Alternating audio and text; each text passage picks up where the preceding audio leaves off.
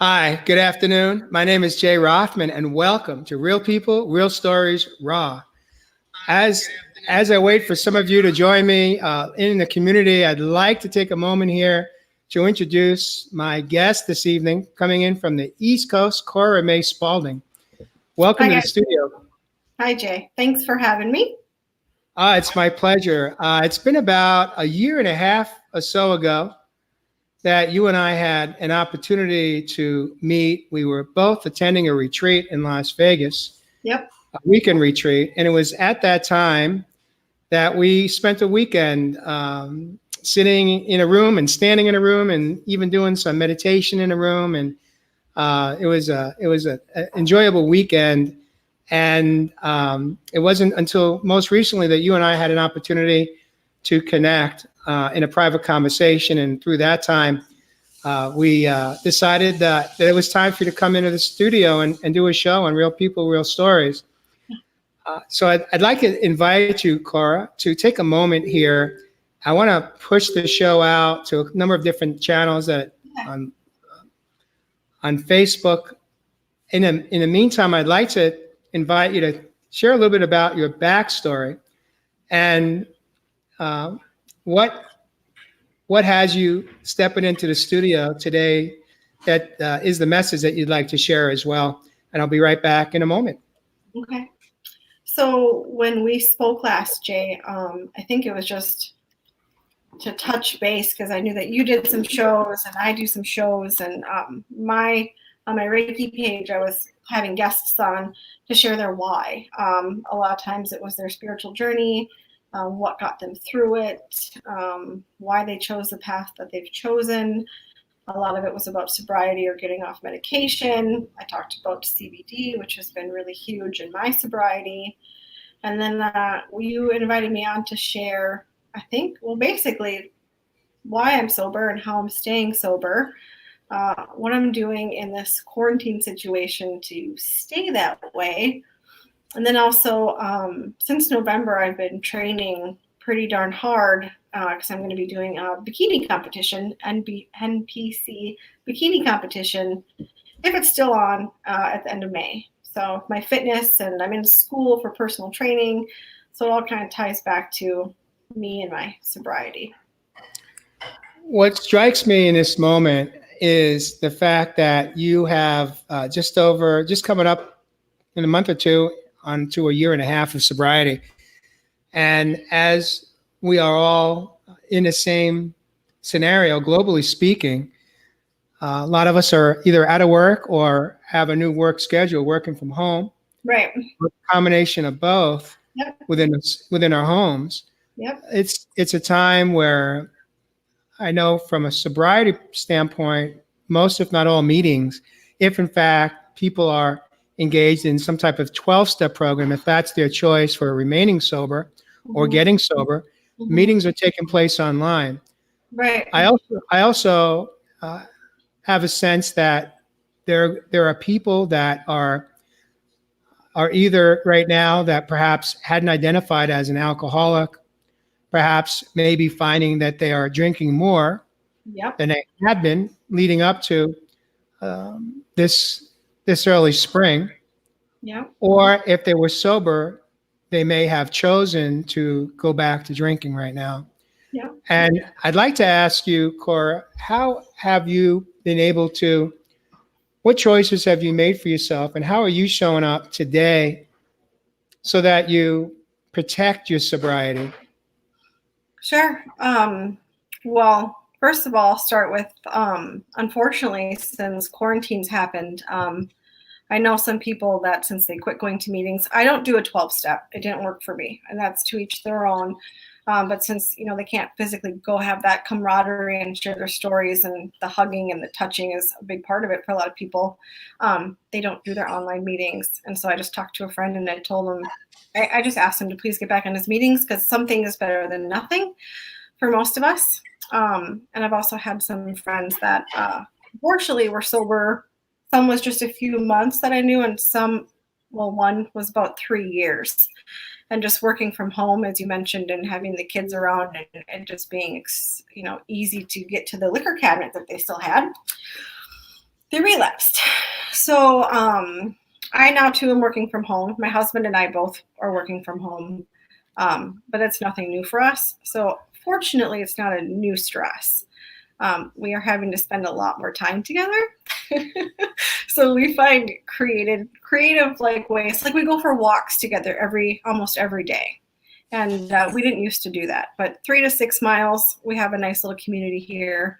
We hit the trails, we get some sunshine. I mean, nature is my religion. I've always said that, it's where I have all my downloads and I find my positivity and I get my vitamin D. And I mean, there's nothing better than nature. So yeah. Well, let me ask you this: for those of you that may not understand some of the language that you may speak in this moment, it's okay. I understand when you say that's where you get your downloads, but for those that may not understand what you mean, can you break that down for us? Yeah. So, well, for me, and I think everyone maybe have their unique, thought process on that. For me, my downloads, some people might call it talking to God and seeing like what comes from that. Or, asking your spirits or your guides, or like if you've just been really thinking and pondering on something, like you'll just be on a walk and you'll randomly be like, oh, that's it. Like the light bulb goes off. So it just, to me, that's what my downloads mean. Beautiful. I love that. And the truth of the matter is that I have that same experience. I got hooked. Yeah. I got hooked on that whole experience of getting out in nature, yep, and doing my movement there. I used to refer to it the way millions of people do in this country. They call it exercise. Mm-hmm. And, when I first hit what I thought was my rock bottom, back when I was 48, that's 10 years ago, I ran to the gym. I thought all you needed to do is change my diet and go to the gym. And what happened was that worked for a short time, but after a while, I got tired of the gym, and I got tired of, I wasn't really getting anything out of the experience other than exercise. Right. I wasn't connecting with myself. I wasn't getting the download, as you refer to it, connecting with a power greater than myself. And I wasn't having those moments where intuition and wisdom would drop in. You referred to it as the light bulb going on, which is when something would pop for you, an idea, a thought. Something would come from within that gave you direction or gives you an answer as to your next step. Yes. And it's not because you were out in nature in deep thought, thinking your way to a solution, if I may paraphrase you, right? It just comes up, boom. Pops. It just does. Yep, exactly. Yep. My mom always described it as it like whacked her in the back of the head. My mom's a very intuitive woman, and thankfully I got her gifts. So it's just when you get all those answers, or sometimes it's hard to describe, but you did a beautiful job of it. So thank you. It is, unless you have experienced it, you may not even understand what we are talking about. But I will say this to you is that you don't have to always go into nature to have that. That's true. What I find is that when I'm in obsessive thinking about something that I want to resolve or solve, I find that I don't have the ability to really come up with the healthiest solution when I'm in continuous thought about it. It becomes obsessive thinking. Yes. And what I've learned is that when I have the awareness that I'm in thought and the best thing I can do is let it go, distract me from those thoughts by doing something different, changing what I'm doing, even changing the song on a station or changing the station. And through that healthy distraction, it may be an hour, it may be a day, it may be a week later, out of nowhere, boom, an answer will come to me. And I'll go, wait a minute, where did that just come from? Because I know that I hadn't been thinking about it. I wasn't in thought. So, and then I know that, okay, it came from within. It came from intuition, wisdom, inner wisdom that we were born with. Yeah. And I feel like when you have I call it, my husband and I were just talking about this, analysis paralysis, when you are overthinking and thinking and thinking, and you just feel jumbled, scattered brain. Sometimes I physically get a headache and I have to just stop what I'm doing and I have to breathe. I have to go for a walk. I still go, well, I was going to the gym, but yeah, and it's just when you shut the chatter off, and this is a huge part of my sobriety too, because I allow myself space and time to just shut my brain off, shut my emotions off, if you will, and just kind of be. And that's something that I've never had allowed myself before. So now if I just, like you said, stop doing what you're doing, go for a walk, do something different, change the channel. I'll even just start doing dishes if I feel myself getting anxious or worked up or overthinking, or just go lay with my dogs. And this is a huge key of sobriety that I learned in treatment, actually, that when you get worked up, when you start to salivate for using, if you will, when times are getting really rough, I mean, sometimes it's just all of 60 seconds to maybe 30 minutes of changing your patterns. Beautiful. I love that. You mentioned right before we went on air, we were in the green room. We did a very brief, short breathing exercise, breath work. And then you said to me something to the effect of, well, I'm good. I've got my lavender on. Tell me about how essential oils, how you have embraced essential oils in your life and how they are potentially part of your, let's say, your toolbox for helping to maintain your emotional and mental health. How does that work? Yep. Essential oils is a large part of my life. I think I got into them actually after we met in Vegas, and I met Lisa. But after I learned about the smells and like what they can do for you, and different smells do different things. You know how a smell will trigger a memory, or lavender is very calming. Citrusy, you're usually feeling like, clean and spring and things like that. So actually, I'll just show this off. Today I made a little bottle of essential oil water spray, and there's lavender, citrus bliss, and some geranium in there. And I just wanted my apartment to feel clean, and I wanted to feel clean and not so bogged down with life. So they really do work wonders. And then today I was a little nervous hopping on, so I got the lavender on, and I'm feeling much better. Is there a particular, not that we're here to market a brand, but is there a particular brand that you are, I think Lisa's doTERRA, if I recall. Yep, she is doTERRA. I love doTERRA. I also have, it's called Plant Therapy. And then the CBD company that I'm with, they have essential oils as well. So I think if you just do your research and it's a quality product, as long as it's not from like Walmart. Right. Yeah. Well, we've even I got introduced to essential oils when Mary and I met, and she had some great experiences with it. We have a full shelf, and we use it for relaxation. We use it for healing. We use it for blood flow. We use it for digestion. We have a plethora of oils. Yeah. If I showed you my case, you'd be like, oh, there's a lot of oils in there. But I love, I mean, I actually, I have a Reiki, because I do Reiki. So I don't know if you guys can see that, but within the Chakra Bible, there it lists specific oils to work with the specific chakras. So I've been trying to heal and work on all of my chakras. And now that I have this downtime, that's another tool I'm doing, just going one by one. And I do incorporate the specific essential oils. Beautiful. Yeah. Beautiful.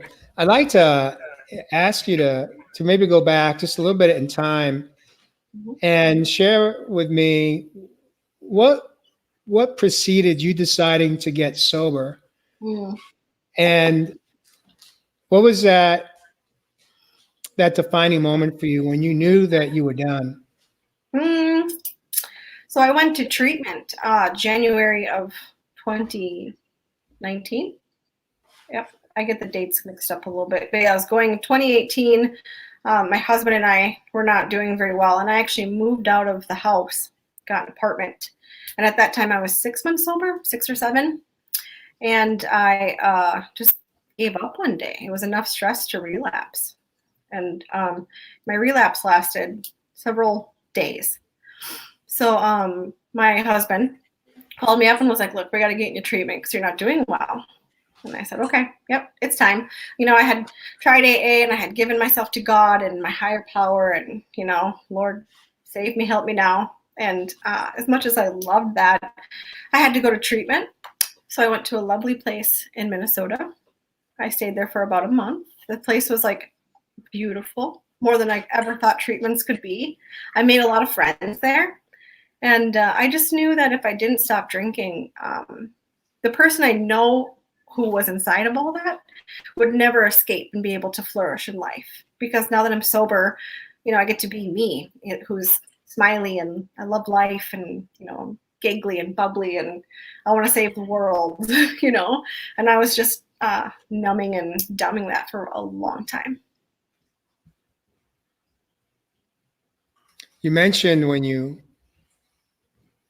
that you made the conscious decision not to be in a 12-step program, yet you've got a year and 3 months sober today. I'm curious if you're willing to share, why did you choose to not participate in a 12-step program? And how have you been able to maintain sobriety if you're not going to the traditional 12-step meetings? Totally, yeah. So I tried 12-step multiple times throughout life, different ages, and when it just didn't work for me. I am very sensitive to people's energies, so being in a room filled with different types of energies, whether it was a lot of anger and sadness and non-fixed trauma and, you know, all the things. So that was hard for me on an energetic level. And then after I got out of treatment, I had some tools that I just focused on. And I'm going to say it was like 90% self-love. So just what can I do to focus on me? Because I've always been a people pleaser. So, you know, I had to do a lot of inner work, please myself before others, fill my own cup before I could take care of others. I have not gone to one meeting since I left treatment. And people ask me all the time, well, how do you do it? You know, if you're not surrounded by people like, you know, going through the same thing. And it's, you know, it's things like essential oils. I told you this when we talked before, and I hate to plug something, but like CBD changed my life, especially the brand that I'm on. I had tried it before. It was great for stress, but the specific one I started taking, I really think that I've been sober this long because of what it's done for me chemically in my body. So I don't have anxiety or depression anymore. I don't have to numb that. I work on self with some coaches. And then I just talk about it as much as possible too. Like, you know, on my lives, on, you know, this is actually my first time talking about it on someone else's show. But yeah, thank you. What is it that you talk about? You said you talk about it. Talk about sobriety? Yeah.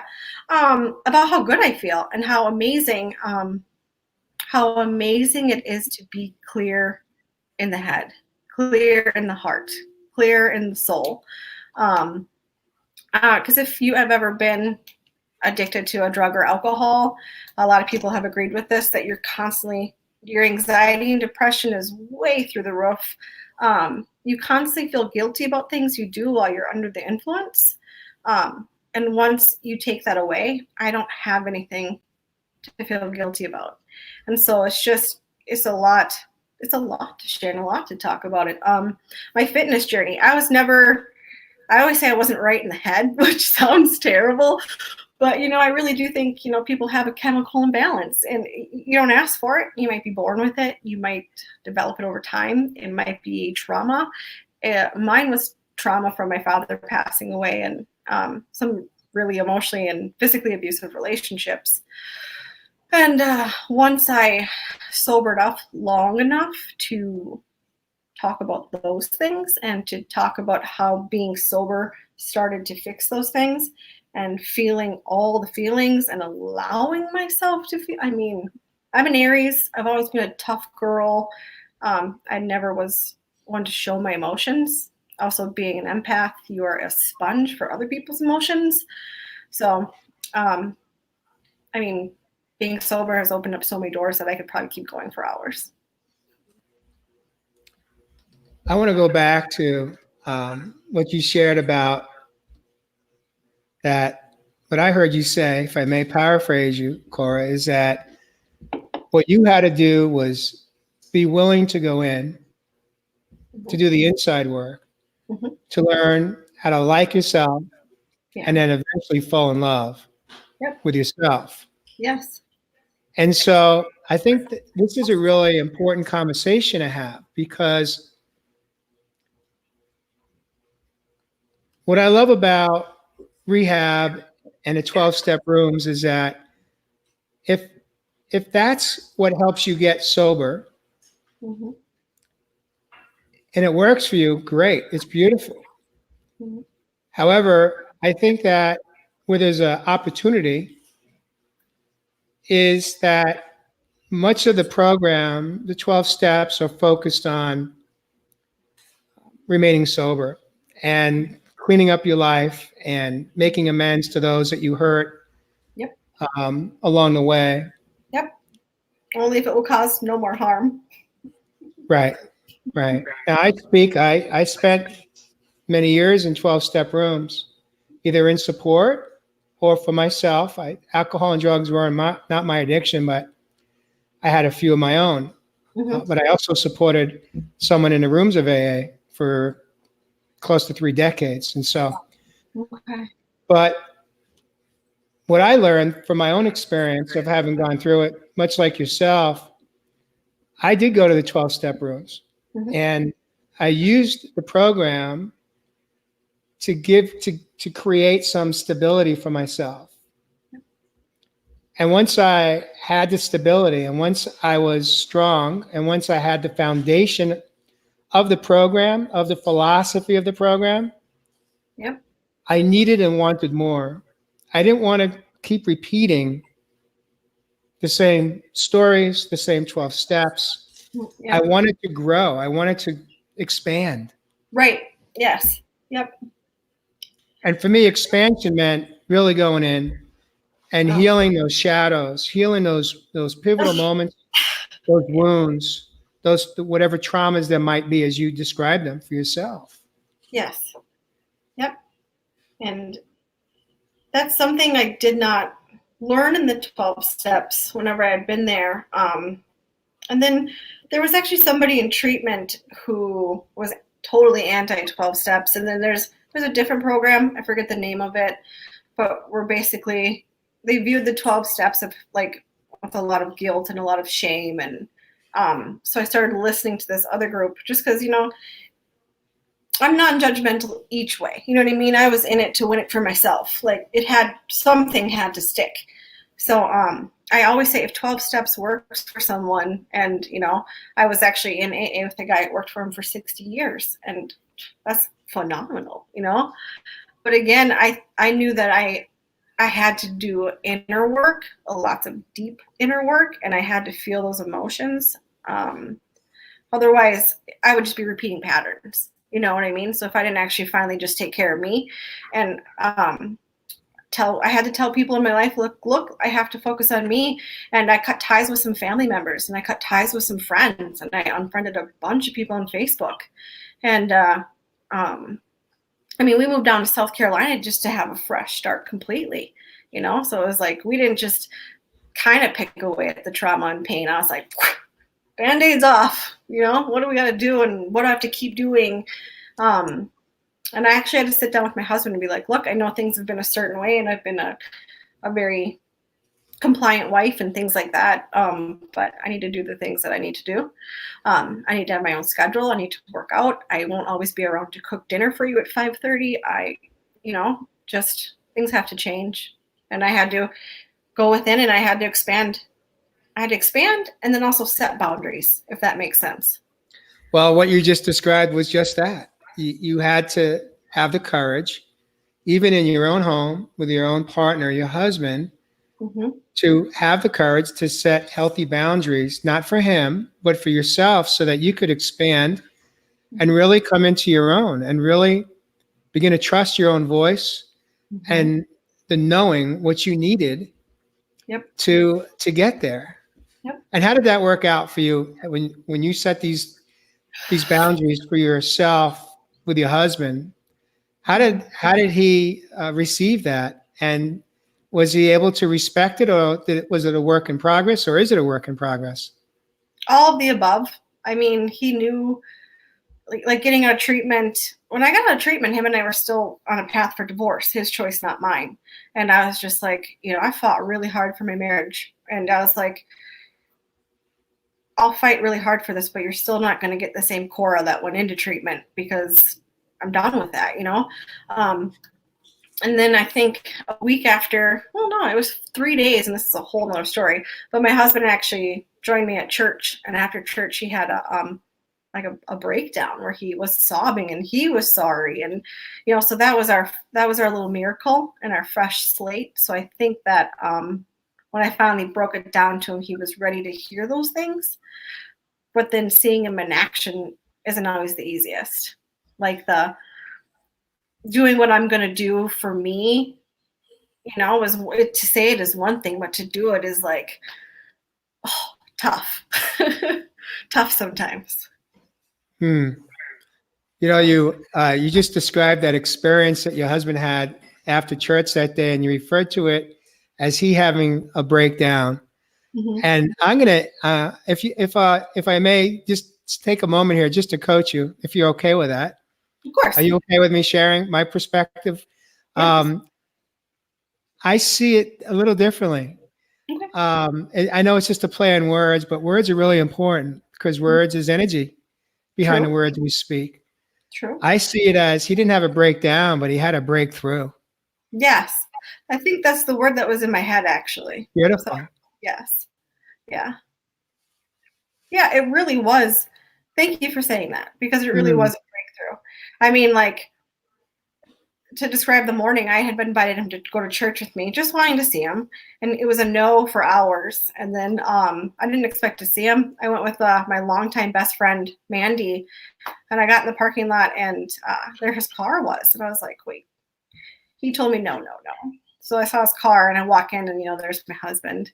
And I was like, hold it together, Cora, hold it together, And so I walked up to him, and he was just kind of stiff and not too emotional through service. And he grabbed my hand, and he said, after service, he's like, can I follow you home? Can I come over?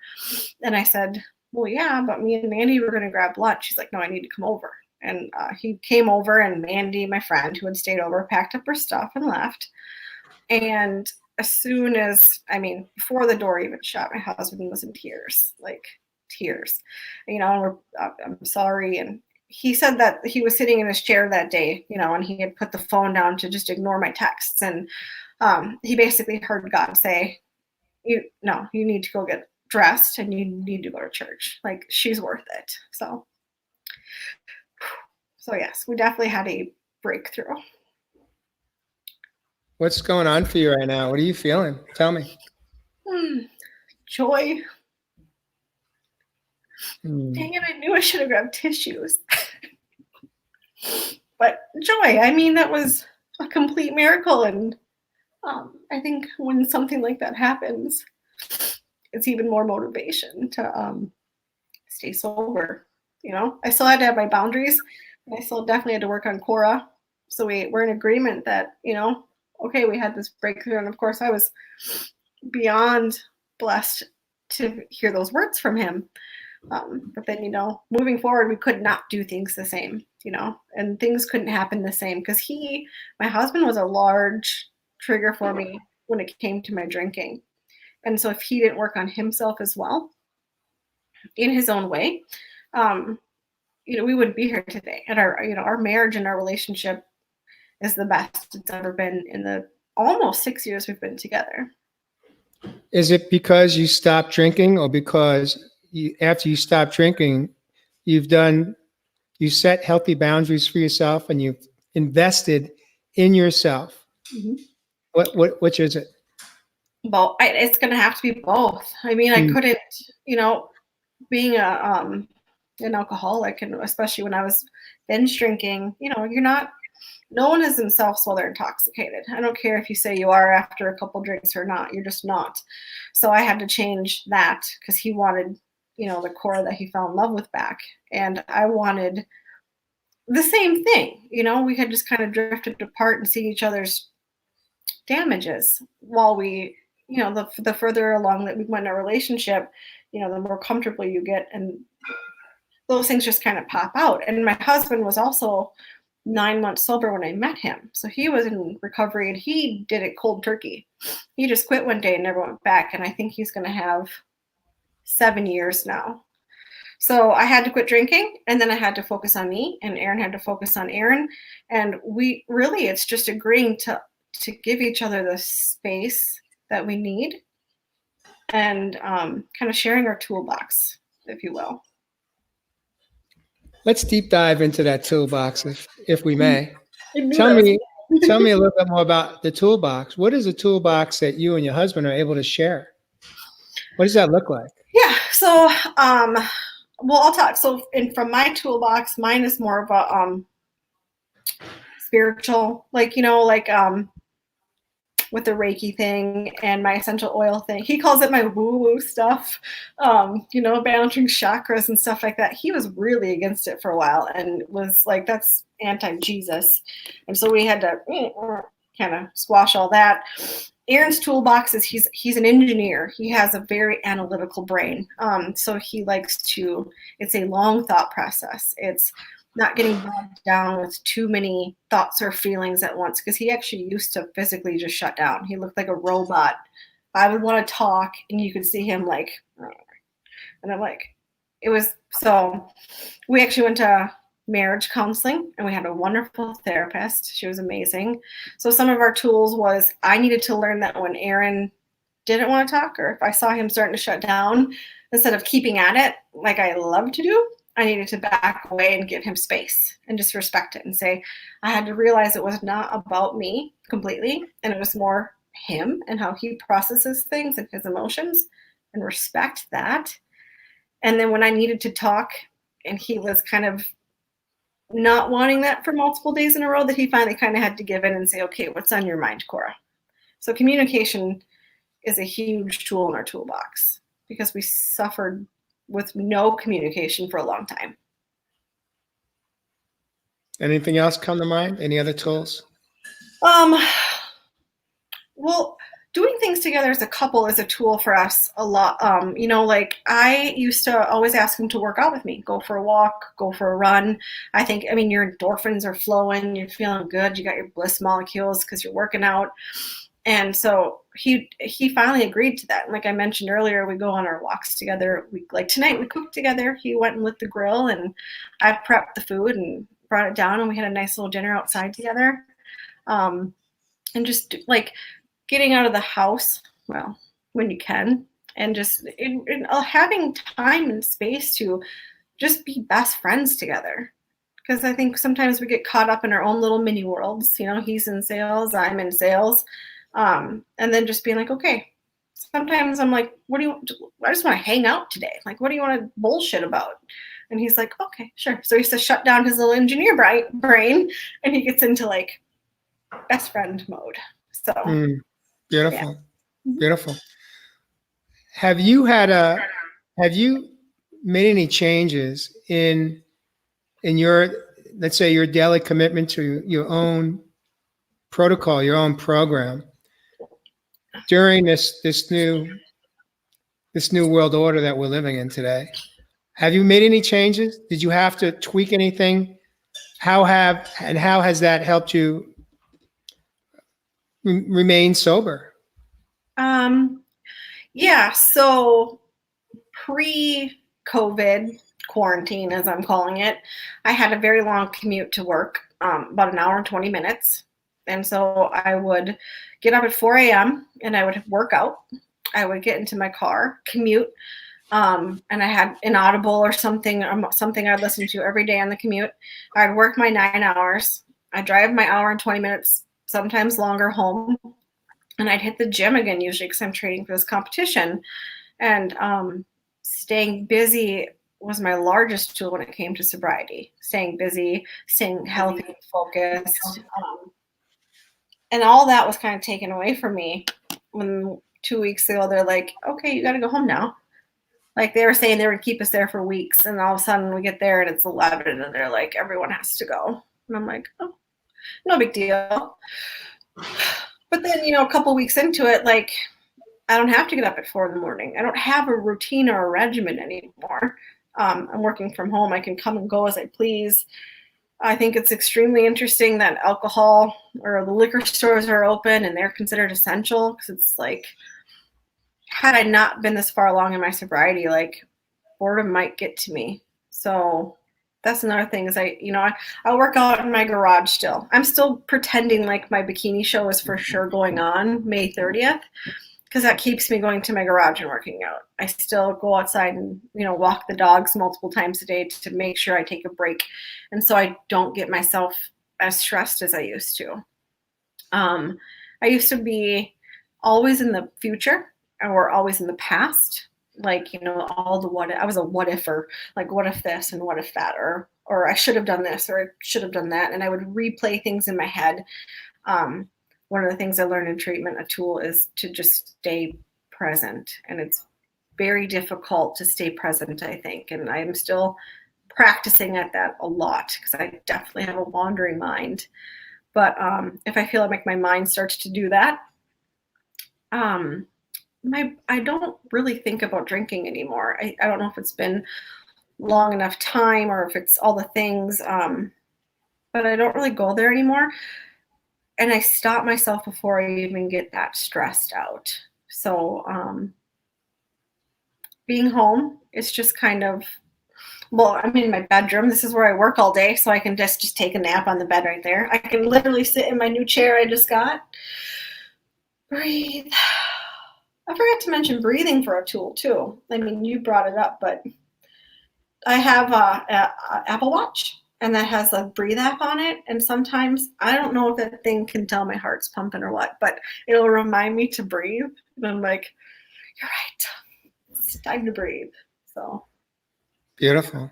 yeah. You've mentioned the bikini contest that you've been training for. Yes. Tell us more. So my whole life, I wanted to do some kind of physical fitness competition my whole life, and I used to say I would do it and I used to start and then drinking would get in the way. And so this past November, I was like, well, I haven't drank in a while. I don't really want to drink in a while. I'm a little overweight. So I feel like if I just plunge myself into this bikini competition, it's just more goals and more motivation for me. I like having a goal, an attainable goal, I like expanding and growth. And I like pushing the idea of pushing my body and my brain to not the limit, but it's like, they always say mind over matter. And like, you really have to focus on that. Cause when you're on your last set lifting and your arms are shaking, you really have to push through. And it's like, gosh, if I can push through something physical, I can push through something emotional, I can push through something spiritual. It's, it just all wraps into my self-love and my self-help, if you will. So it's fun. I mean, I think working out, like you said, you used to go to the gym all the time, you know what I mean? But I don't know. It's just, there's something about knowing that you completed 120 sets of something that really I enjoy. Beautiful. How has your husband embraced you training for a bikini contest? At first he was all for it. He's like, go for it. He still is. But at first he was like, okay, that sounds great. Who doesn't want a bikini competitor looking wife, right? So, and he knew, that I was unhappy with my weight. And, a lot of times people will gain a lot of weight when they sober up because they're usually filling one void for another.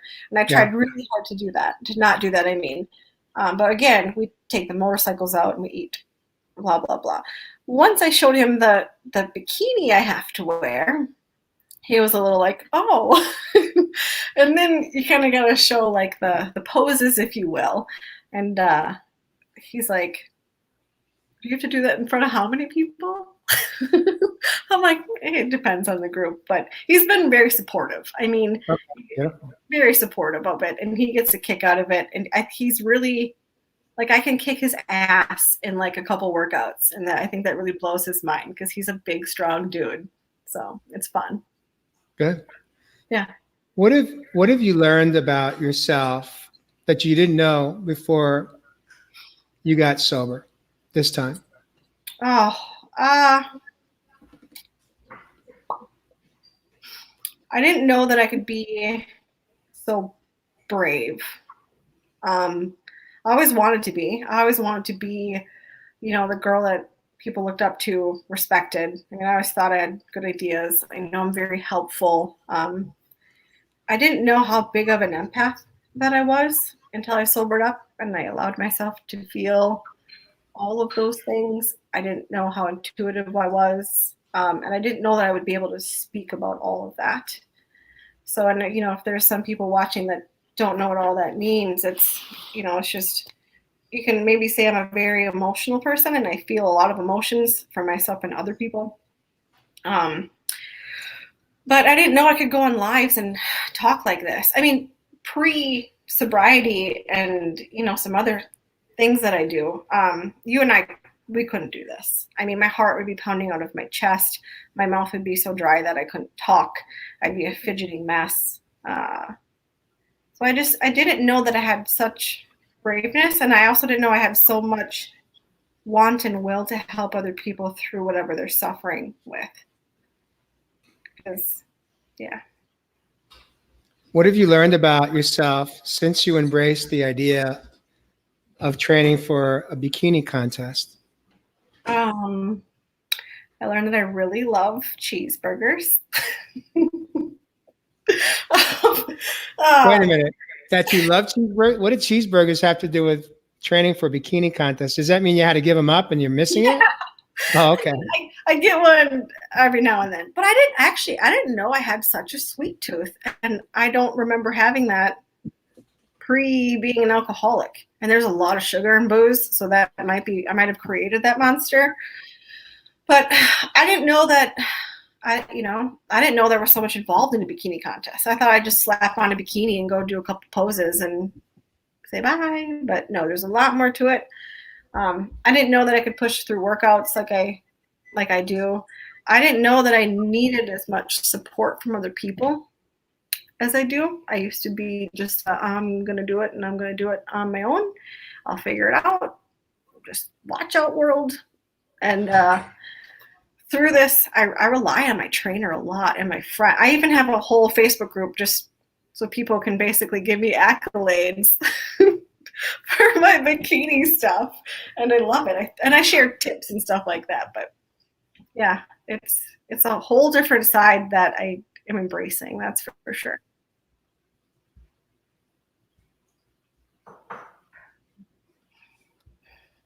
What's coming to my mind right now is I'd like to invite you to share with us if you're listening in the community, watching us on live or replay, and you are struggling with some type of addiction, I'd like to invite you, Cora, to perhaps share some words of wisdom that maybe they need to hear right now. Okay. Oh, I always wondered what I would say when someone asked me that question. And I would like, if you're struggling with addiction or alcoholism or any kind of issue that is consuming you, I guess the first thing is that it's okay. It doesn't make you a bad person. It doesn't mean that you screwed up in life. It doesn't mean that you aren't lovable or smart or kind or beautiful, because you are all of those things. And I have my little picture of Buddha here I've been staring at. Because just remember that it's okay to feel the feels, and that it's okay to share your feelings, even if you feel like no one is ever listening to you, because I felt like that before. There's people that listen to you. And there's treatment centers that would love to have you, and there are nice ones out there. And even, for a long time, and a lot of people, they say they can't go to treatment because they don't have the money, they don't have the insurance. A lot of places will work with you, and they're just happy to help you, like legitimately. You can reach out to me. You may not know me, and this will be your first time seeing me. You can reach out to me on my Facebook or my Reiki page. I offer people that are struggling with addiction or alcoholism free Reiki, because it works with your energy, and we can discuss it more if you are interested. But a lot of times energy work and working on the chakras that I mentioned can really help. But I think the very first step, if you're struggling, is to know that it's okay. And the moment that you embrace that you're struggling and that you reach out and you ask for help will be the moment when your life changes. What's behind these emotions for you right now? What's coming up? I think it's just that the emotions of how I felt so alone and how nobody wanted to hear me or listen. I felt, that being an alcoholic, you're just a troubled person, and you're kind of a piece of shit. And none of that's true. It's so sad that we live in a society that makes people feel that way. And then, thank God for people like you, Jay, and myself, and all the other people in the world that post these things, just to let you know that it's okay. And there's life after alcoholism. And I also just feel for them, you know what I mean? Because I've been there. So it's like, I probably know the emotions that they're feeling. I asked the question because a lot of people are not comfortable when we see someone else cry or get emotional. And then behind that, there's judgment. And a lot of time behind the judgment, people think that when they see someone getting teary-eyed, that they haven't resolved their own emotions, that there's guilt and there's shame. And there may be for some. But I asked you, because the same thing happened earlier in a conversation, and you said it's about gratitude. And I could tell you that when I finally raised my hand early on, and it was a 12-step program that saved my life for codependency.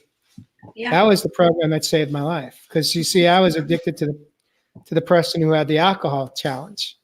Yep. That was my drug. I was hooked. And if I didn't get unhooked, I was going to die. Yeah. No doubt. I was on my way.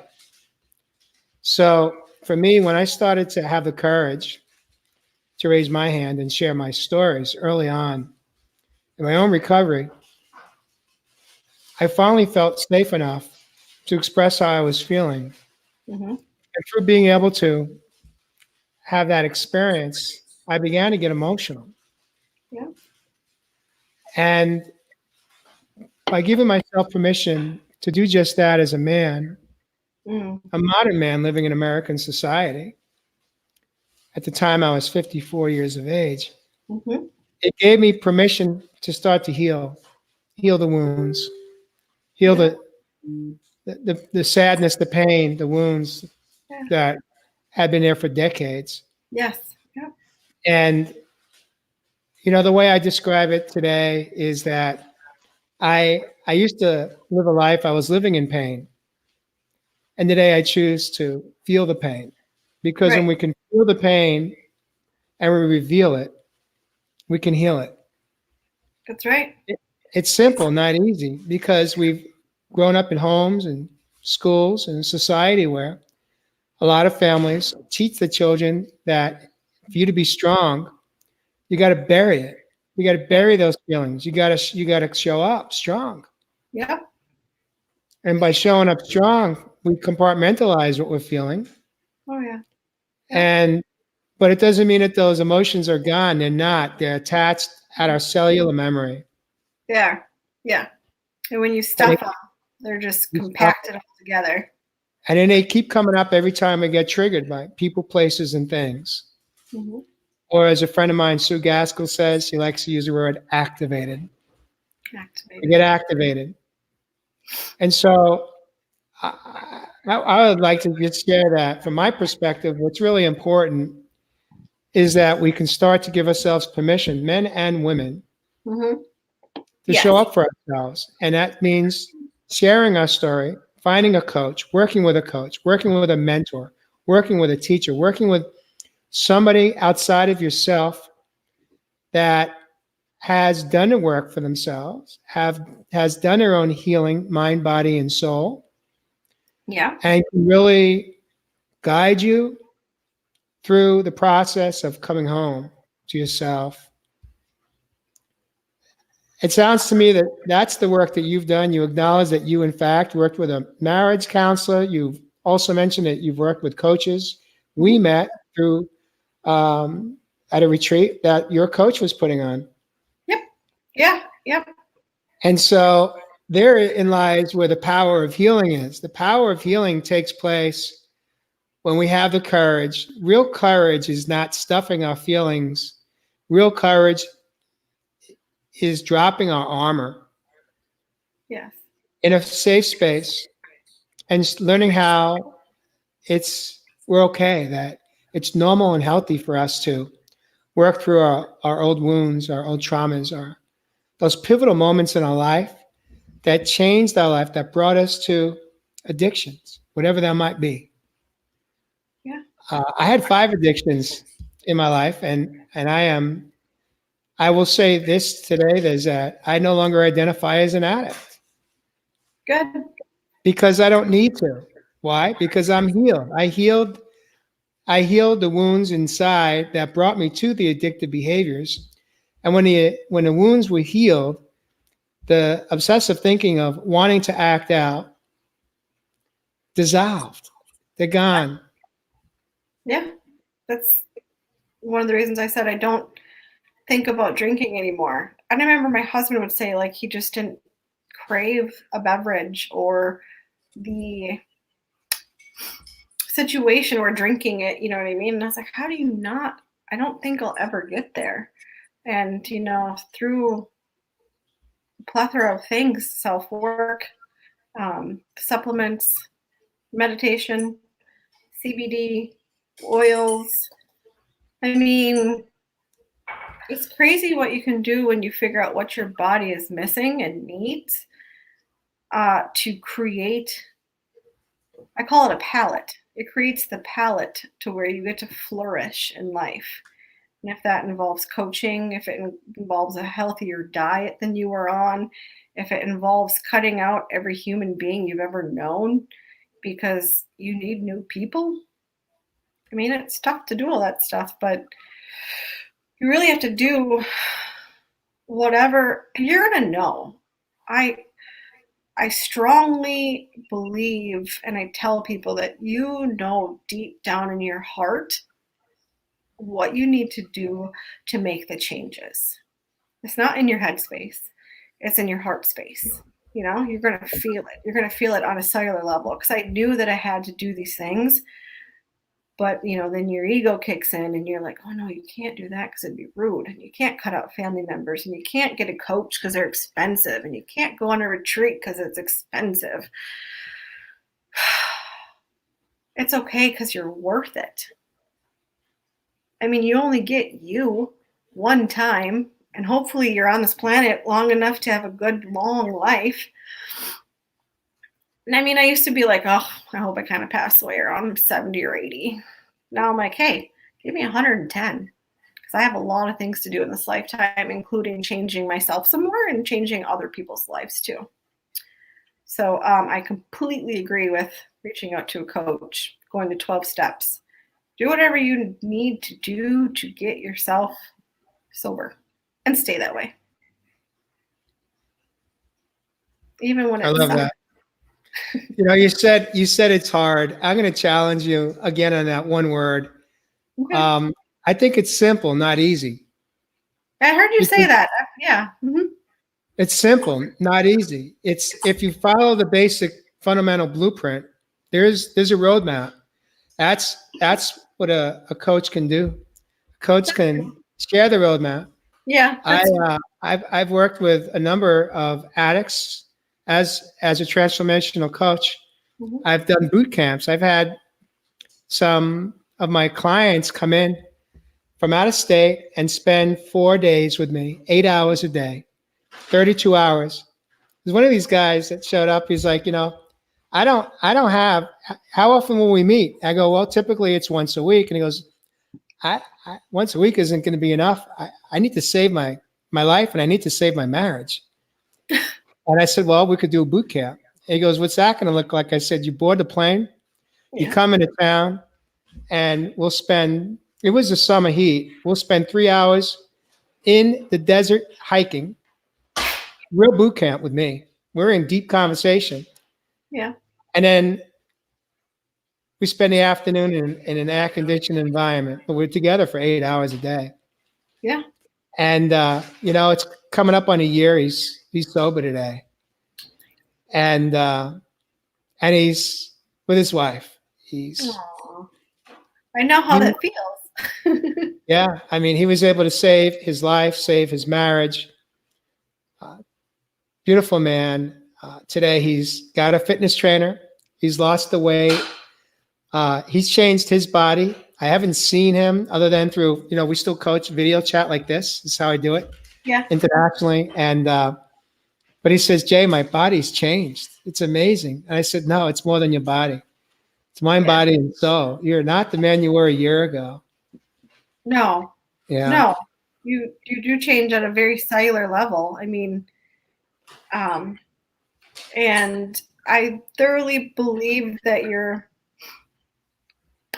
trying to, what you focus your thoughts on is what becomes. I don't want to say that too like guru and, Reiki nerd, but like, as he had his coaching with you, right? Changed some things, inspired him to keep doing things with you, focus. He obviously wanted to change. Something happened. You paved the path and he stayed on the path. That's another thing you got to do. You got to stay on the path because you can pay for the path.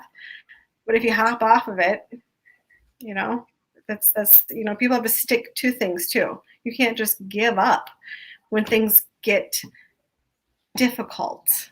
I didn't want to use the word hard again. Yeah, I would suspect, Cora, and that's a beautiful point you just brought up, and thank you for bringing us in the conversation, because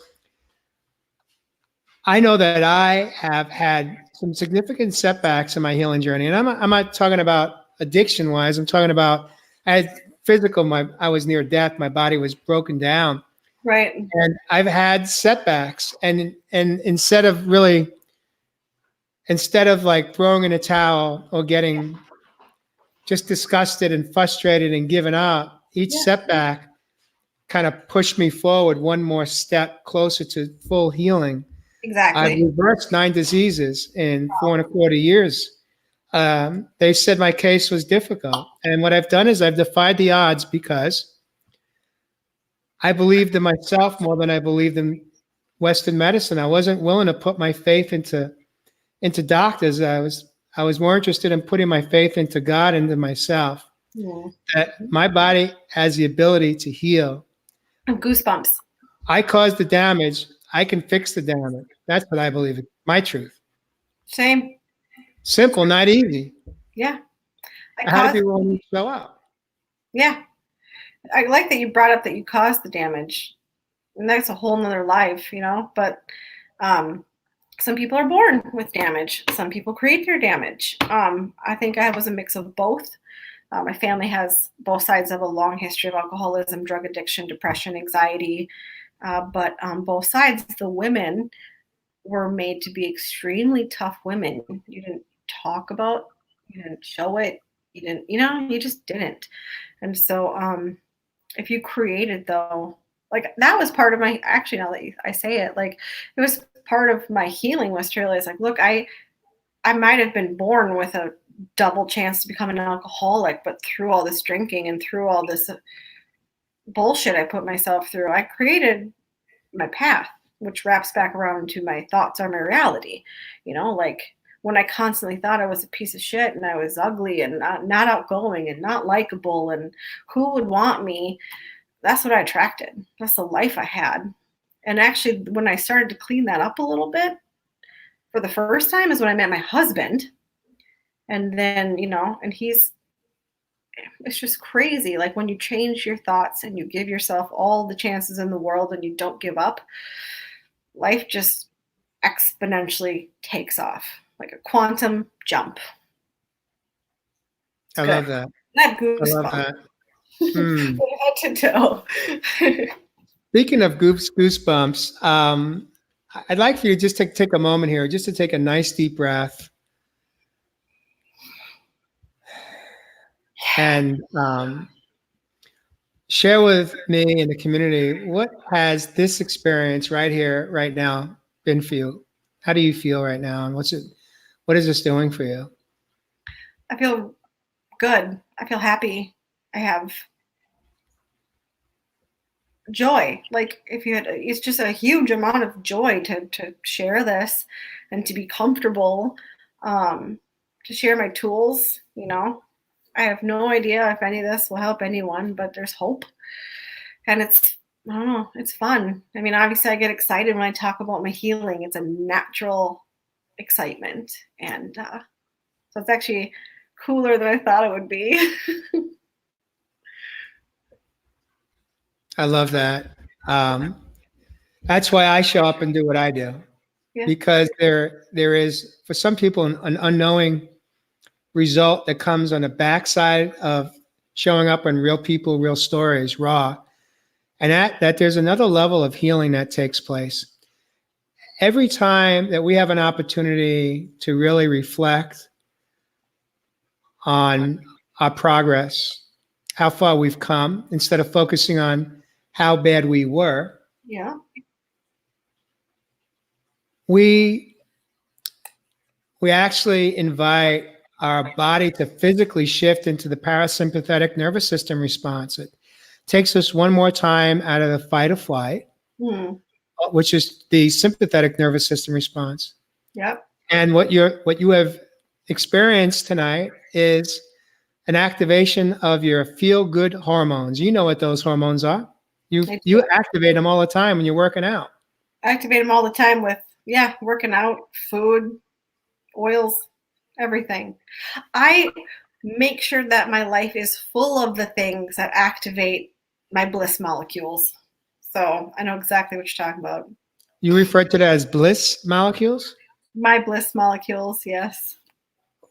What does that mean to you? What are your bliss molecules? Break it down. So of course I'm going to draw a blank on the actual name of the hormone, but think of when you fall in love, or when you complete like a marathon, or runner's high, things of that. When you are just so elated and you feel like such a rush of, you know, your happy hormones, because I can't think of any of them right now. I just make sure that I have that. That's also in my toolbox. You know what I mean? Like I've spoke about, I'm going to have to talk about it a little bit, because I've talked about my CBD and stuff, and that actually, your bliss molecules, like say runner's high, that's a good one. So when you get running or you're physically exerted yourself, you have that feeling of euphoria. And those are your bliss molecules. I can't remember them. My friend Chelsea would say. Oxytocin, I believe, falls into that category. They are, but it's that's the love hormone. Yes, now, that is. Oxytocin you release when you hug somebody, when you're giving her like a healthy hug. Yeah. Yep. And you also release it like when you touch like forehead to forehead. But you know, it's usually short lasting. So and one of the reasons I love my CBD, because once your endocannabinoid system is activated, when you release those chemicals, it's such a short shelf life. That's why you feel it for a little while, and then you're like, dang, that went away fast. It actually expands the lifespan of those hormones, so they don't dissipate so quickly. So that's one of the many millions of reasons I love it. But yeah, I mean, like I said, everything from what I eat, to what I watch, to who I pay attention to who my coaches are.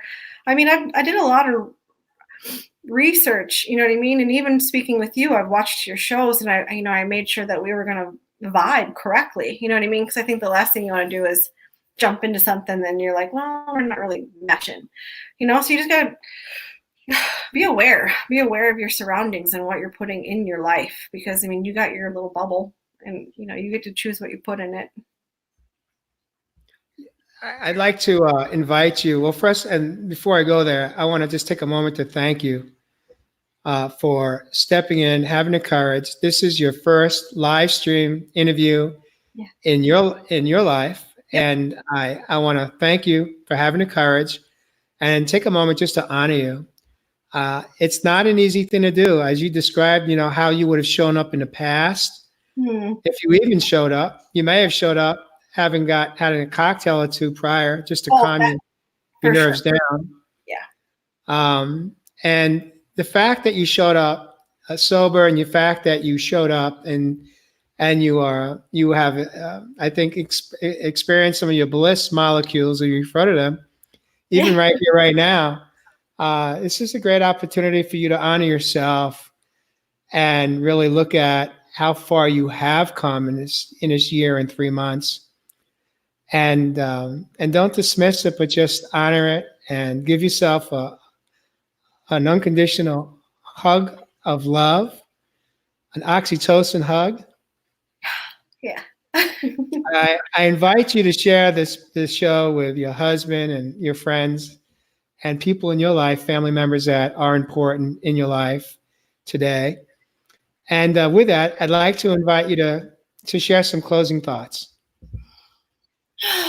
Well, I just thank you for having me on. When you asked, it's funny because I was like, when I first saw your show, I was like, I want to go on a show like that. Like you do it well. I don't know what that means to you, but I enjoy it. So thank you for having me. Closing thoughts is, I want anyone who watches this, and if you're struggling with addiction or alcoholism, reach out to me. I just, find me on Facebook. Maybe you could reach out to Jane. He could give you my cell phone number. Sometimes I think reaching out to a perfect stranger is even more powerful than reaching out to a friend or family member, because I have no prejudgments, right? So do that. Thank you for listening to my story and watching me tear up a little bit. And I want you to know that it's okay to cry. Before, I would not have cried. I would have suffered through the whole thing, and my throat would have hurt and wouldn't have done it. So yeah, thank you for showing up and watching this. And Jay, thanks for giving me the space. And just remember that you are worth your sobriety. Beautiful. Beautiful, Cora. Here's my closing thoughts.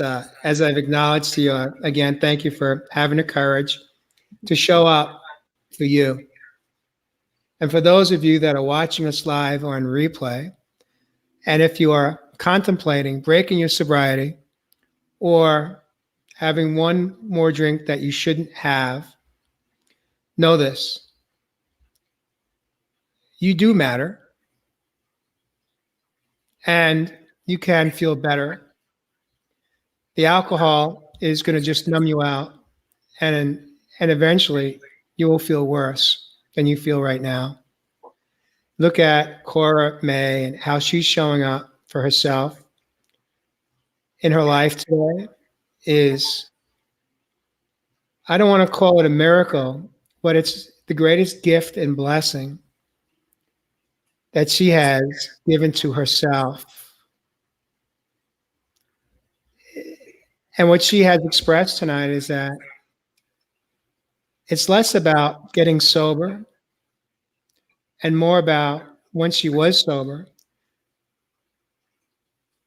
seeking help, seeking guidance, seeking a mentor, a teacher, a coach, so that she could go and do some of the healing work, do some of the healing of the sadness, the wounds, the anxiety, the worry, the fears, any traumas, any pain from your life, that it doesn't have to be a fearful, daunting experience. Cora did it. She stepped in and did it. I stepped in and did it. If we can do it, you can do it too. Yeah. um, it, it not only will change your life, it may save your life. And it will change your life because you will be able to have the experiences that Cora has today. She was able to repair and change her marriage. It's a healthier marriage than it ever was because today she can show up sober in her relationship, and she has the courage to set healthy, loving boundaries for herself with her husband. And through that experience, she has come home to herself. And I invite you to step onto your own magic carpet ride and take the chance, invest in yourself to come home because you deserve it and you matter. And with that, thank you so much for joining both Cora May and myself. My name is Jay Rothman. I am your host of Real People, Real Stories, Raw. Thank you so much for joining us this evening. Stay healthy, stay safe, and know this: you matter. Thank you.